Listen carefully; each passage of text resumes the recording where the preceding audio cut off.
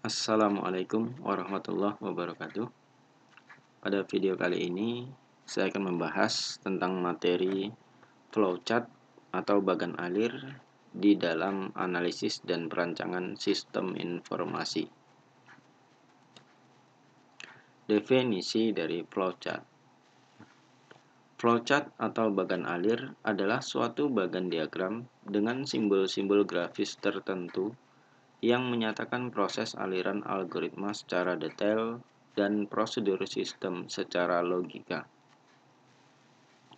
Flowchart juga didefinisikan sebagai diagram yang menyatakan aliran proses dengan menggunakan anotasi-anotasi semisal persegi, panah, oval, diamond, dan lain-lain. Dengan menggunakan flowchart akan memudahkan seseorang untuk memahami jalannya alur dari suatu program atau pengelolaan informasi, karena di dalam sebuah flowchart terdapat yang pertama relationship, hubungan yang terjalin pada setiap komponen yang terdapat pada suatu sistem dapat dijelaskan secara visual melalui flowchart atau diagram alir.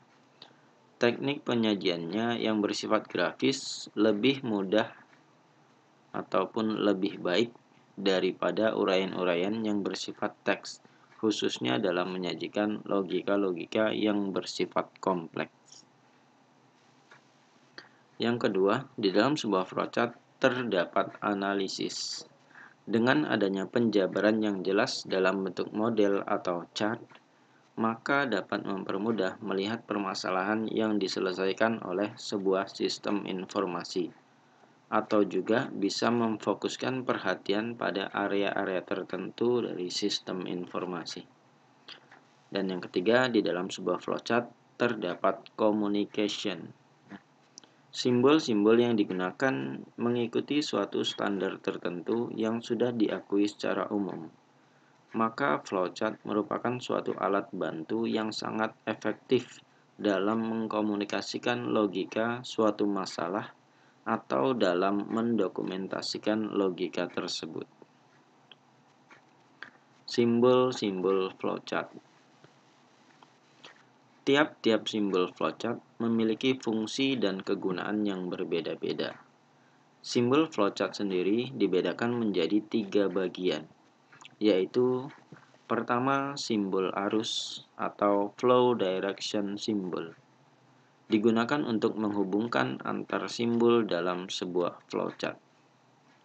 Yang kedua, simbol proses atau processing symbol. Digunakan untuk menyatakan simbol yang berhubungan dengan serangkaian proses yang terjadi pada program. Dan yang ketiga, simbol I/O atau input-output. Digunakan untuk menyatakan operasi pengolahan dalam suatu proses input-output dalam sistem. Baik, kita mulai dengan simbol arus atau flow direction system. Adapun simbol-simbol arus yang banyak digunakan, pertama simbol arus atau flow, yang menyatakan jalannya arus suatu proses. Simbol arus atau flow ini adalah simbol yang paling sering digunakan. Bahkan tidak ada satupun flowchart atau penggambaran flowchart yang tidak menggunakan simbol arus. Pasti akan menggunakan simbol arus. Kemudian yang kedua adalah simbol communication link, yaitu menyatakan transmisi data dari suatu lokasi ke lokasi lain. Simbolnya seperti simbol listrik. Communication link ini jarang digunakan. Kemudian yang ketiga, simbol konektor. Berfungsi menyatakan sambungan dari proses ke proses lainnya dalam halaman yang sama. Jadi ini adalah online konektor atau disebut dengan simbol konektor. Yang kedua juga sama, simbol konektor, tapi simbol offline konektor, menyatakan sambungan dari proses ke proses lainnya dalam halaman yang berbeda.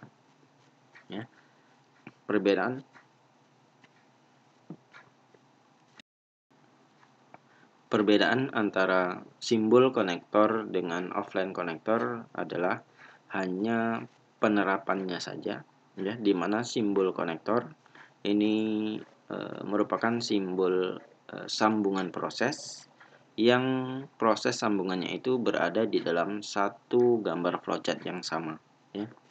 Sedangkan pada simbol offline konektor adalah simbol sambungan proses yang mana proses lanjutannya itu berada pada gambar flowchart yang berbeda.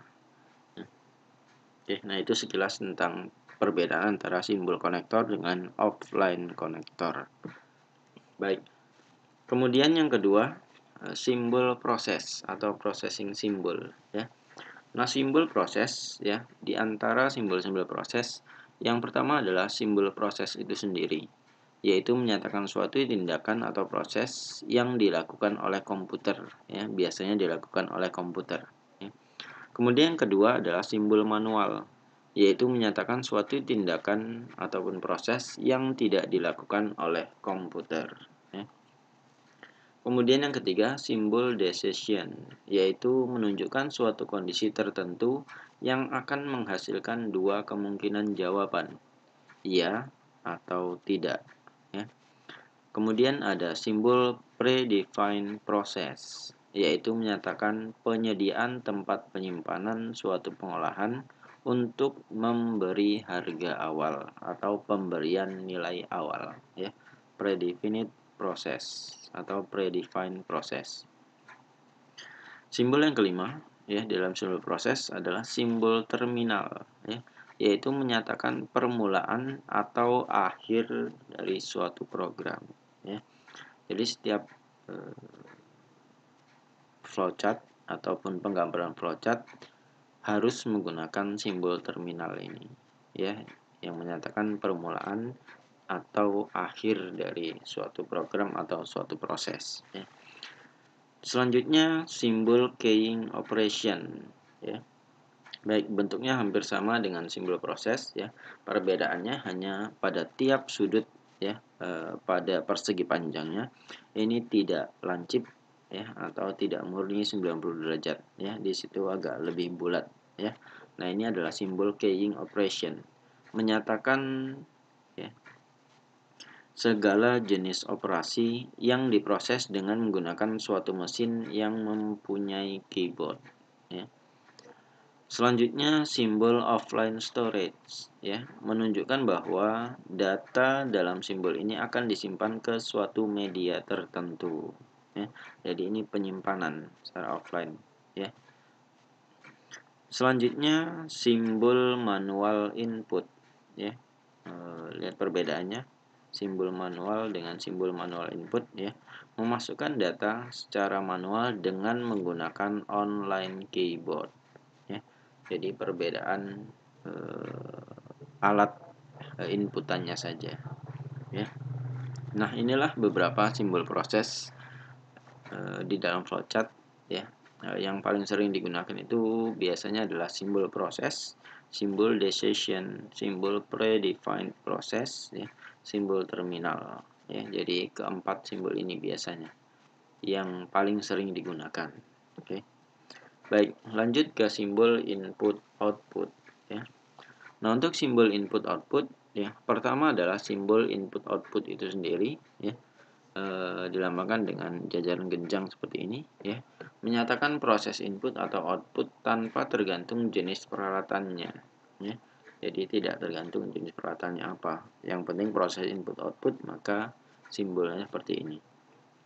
Kemudian simbol punched card, ya, menyatakan input berasal dari kartu atau output ditulis ke kartu, ya. Jadi bentuknya berupa kartu. Selanjutnya ada simbol magnetic tape, ya, menyatakan input berasal dari pita magnetis atau output disimpan ke pita magnetis. Selanjutnya ada simbol disk storage, yang menyatakan input berasal dari disk ataupun output disimpan ke dalam disk. Kemudian ada simbol dokumen, ya, yaitu mencetak keluaran dalam bentuk dokumen melalui printer, ya. Ini adalah simbol dokumennya, ya. Kemudian yang terakhir adalah simbol display, ya, yaitu mencetak keluaran dalam layar monitor, ya, atau menampilkan output ke dalam layar monitor, ya. Baik, itulah beberapa contoh simbol-simbol yang digunakan pada input output, ya. Baik, dimulai dengan simbol arus tadi, kemudian ada simbol proses, dan terakhir ada simbol input output, ya. Nah, selanjutnya jenis-jenis flowchart, ya. Adapun jenis-jenis flowchart atau bagan alir yaitu pertama bagan alir sistem atau flowchart sistem, kedua bagan alir dokumen atau flowchart dokumen, ketiga bagan alir skematik atau flowchart skematik, keempat bagan alir program atau flowchart program, dan kelima bagan alir proses atau flowchart proses, ya. Baik, flowchart sistem atau bagan alir sistem, ya. Flowchart sistem atau bagan alir sistem merupakan bagan yang menunjukkan alur kerja atau apa yang sedang dikerjakan di dalam sistem secara keseluruhan dan menjelaskan urutan dari prosedur-prosedur yang ada di dalam sistem. Dengan kata lain, flowchart ini merupakan deskripsi secara grafik dari urutan prosedur-prosedur yang terkombinasi yang membentuk suatu sistem.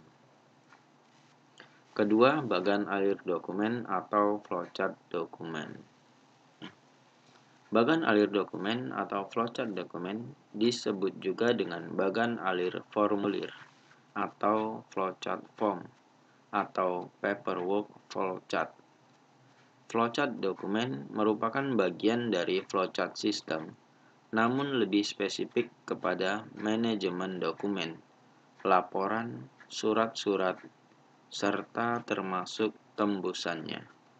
Kegunaan utamanya adalah untuk menelusuri alur form dan laporan sistem dari satu bagian ke bagian lain, baik bagaimana alur form dan laporan diproses, dicatat, dan disimpan. Ketiga, bagan alir skematik atau flowchart skematik. Bagan alir skematik merupakan bagan alir yang mirip dengan bagan alir sistem, yaitu untuk menggambarkan setiap prosedur di dalam sistem. Namun perbedaannya di dalam bagan alir skematik, selain menggunakan simbol-simbol bagan alir sistem, juga menggunakan gambar-gambar teknis yang lebih detail, seperti ada gambar komputer ya di dalam penggambarannya, peripheral, form-form, atau peralatan lain yang digunakan dalam sistem, ya.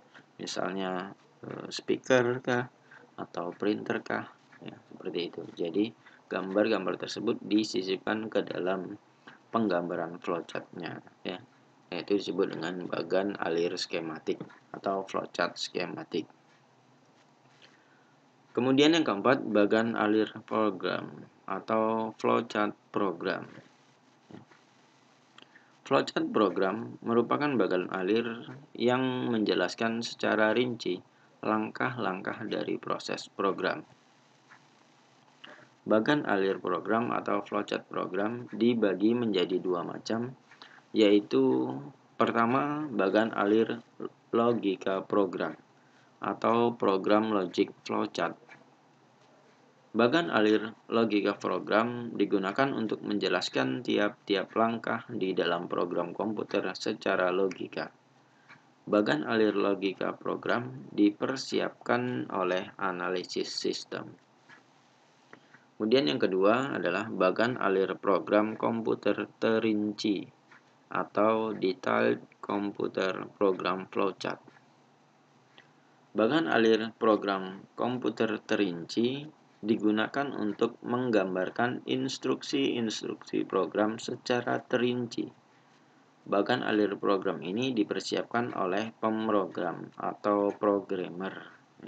Jadi perbedaannya adalah siapa yang membuat flowchart-nya atau pelaku yang membuat flowchart-nya itu berbeda, ya.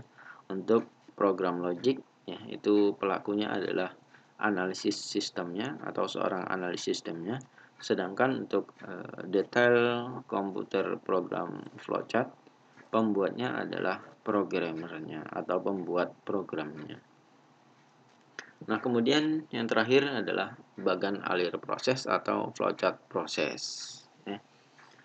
Bagan alir proses atau flowchart proses merupakan penggambaran rekayasa industrial yang memecah dan menganalisis langkah-langkah selanjutnya dalam suatu prosedur atau sistem. Bagan alir proses merupakan bagan alir yang banyak digunakan di sektor industri. Baik, ini adalah penjelasan singkat terkait flowchart proses atau bagan alir proses. Dari kelima jenis flowchart yang sudah kita tunjukkan atau yang sudah saya tunjukkan, maka yang akan dibahas di dalam mata kuliah analisis dan perancangan sistem informasi itu hanya 2 jenis, yaitu flowchart system dan flowchart dokumen. Nah, pada pembahasan selanjutnya nanti kita akan bahas bagaimana implementasi dari flowchart system ataupun flowchart dokumen tersebut. Nah, selanjutnya di bagian akhir penggambaran flowchart. Berikut ini pedoman dalam penggambaran flowchart. Pertama, flowchart digambarkan dari halaman atas ke bawah, urutannya dari atas ke bawah dan dari kiri ke kanan atau dari kiri ke kanan. Yang kedua, kapan aktivitas dimulai dan berakhir harus ditentukan secara jelas. Nah, ini dengan menggunakan simbol terminator atau terminal. Baik. Yang ketiga, setiap langkah dari aktivitas harus diuraikan dengan menggunakan deskripsi kata kerja. Misalkan proses untuk menghitung keuntungan penjualan. Jadi gunakan kata-kata kerja di dalam gambar flowchartnya atau gambar simbol flowchartnya. Selanjutnya yang keempat, setiap langkah dari aktivitas harus berada pada urutan yang benar. Jadi jangan lompat-lompat urutannya. Jadi harus sesuai dengan langkah pertama apa, kemudian apa, dan selanjutnya apa. Jadi urutannya harus benar. Kemudian yang kelima, lingkup atau lingkup dan ring dari aktivitas yang sedang digambarkan harus ditelusuri dengan hati-hati. Penggunaan konektor atau pemotong aktivitas harus disesuaikan dengan bentuk percabangan yang sedang digambarkan. Apakah menggunakan konektor atau offline konektor. Maka harus berhati-hati di dalam penggunaan konektornya. Dan kemudian yang terakhir adalah gunakan simbol-simbol flowchart yang standar atau yang paling umum digunakan sehingga mudah untuk dipahami oleh orang yang melihat alur dari flowchart tersebut. Baik, inilah beberapa pedoman di dalam penggambaran flowchart sebagai penutup untuk pembahasan awal dari flowchart ini. Selanjutnya untuk contoh penggunaan flowchart itu akan kita bahas pada pembahasan selanjutnya. Baik, saya cukupkan. Terima kasih. Assalamualaikum warahmatullahi wabarakatuh.